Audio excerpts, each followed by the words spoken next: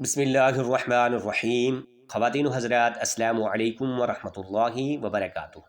ناظرین کرام، آج کی کہانی ایک ایسی عظیم عورت کے بارے میں ہے جو بظاہر ایک ملکہ تھی، جو اگرچہ محل میں پلی بڑھی تھی مگر اس کا دل عاجزی، درد مندی اور دین کی خدمت سے معمور تھا۔ یہ کہانی ہے ملکہ زبیدہ بنت جعفر کی، جو عباسی خلیفہ ہارون الرشید کی زوجہ محترمہ تھی۔ لیکن ان کی اصل پہچان نہ بادشاہ کی بیوی ہونا ہے اور نہ ہی محل کی ملکہ ہونا، بلکہ وہ خدمت خلق اور اللہ کی رضا کے لیے کیے گئے عظیم کارنامے کی وجہ سے جانی جاتی ہے، جنہوں نے صرف ایک نہر نہیں بنائی بلکہ تاریخ میں اپنی سخاوت اور اللہ کے دین کی خدمت کا ایسا نشان چھوڑا کہ صدیاں گزر جانے کے باوجود اس کی باز گزشت آج بھی سنائی دیتی ہے۔ ناظرین کرام، یہ وہ وقت تھا جب خلافت عباسیہ اپنی طاقت کے عروج پر تھی۔ ہارون الرشید خلافت کی باغ دوڑ سنبھالے ہوئے تھے اور ان کی زوجہ محترمہ زبیدہ بنت جعفر نہ صرف محل کی زینت تھیں بلکہ عبادت، سخاوت اور عوامی خدمت میں اپنی مثال آپ تھی۔ حج کا موسم قریب آ رہا تھا اور ملکہ زبیدہ نے ارادہ کیا کہ وہ خود حج کے لیے جائیں گی۔ یہ سفر بغداد سے مکہ مکرمہ تک کا تھا، کئی ہفتوں پر محیط جو تپتے ہوئے صحراؤں، بے آب و گیاں میدانوں اور سنگلاخ پہاڑوں سے گزرتے ہوئے طے ہونا تھا۔ جب قافلہ روانہ ہوا تو ابتدا میں سب کچھ معمول کے مطابق تھا، لیکن جیسے جیسے وہ وادی نعمان اور نجد کے مقام پر پہنچے، پانی کی قلت شدت اختیار کرنے لگی۔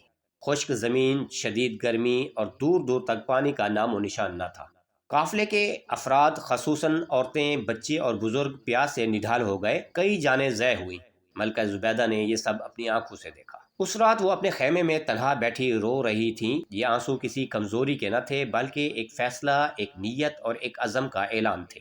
اگلے دن جب قافلہ مکہ پہنچا تو زبیدہ نے اپنے تمام معماروں، انجینئروں اور ماہرین زمین کو بلایا اور ایک حکم جاری کیا کہ میں چاہتی ہوں کہ حاجیوں کے لیے ایک نہر بنائی جائے، ایسی نہر جو بغداد سے آنے والے راستے میں ہر پیاسے کی پیاس بجھائے، ہر مسافر کو زندگی دے، اور یہ کام فوراً شروع کیا جائے۔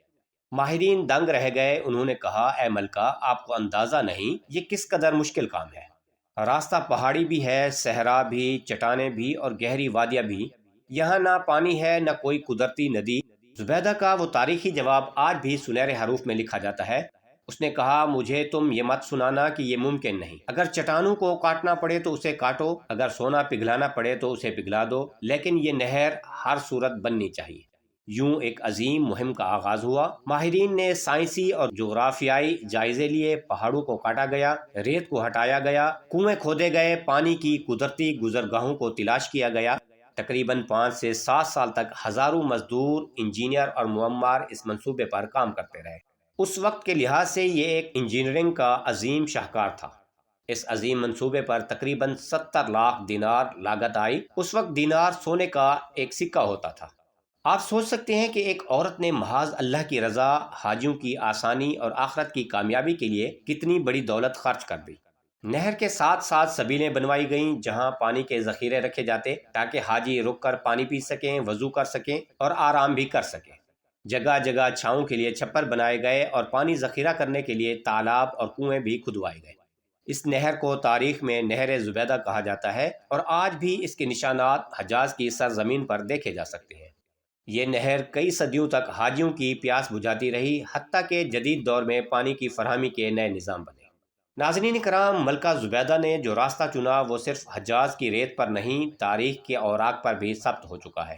وہ ملکہ جس نے دنیا کی چکا چوند کو چھوڑ کر اپنی دولت حاجیوں کی پیاس بجھانے میں لگا دی، جس نے دکھایا کہ اگر نیت ہو تو ایک عورت بھی ایسا کام کر سکتی ہے جو رہتی دنیا تک یاد رکھا جائے۔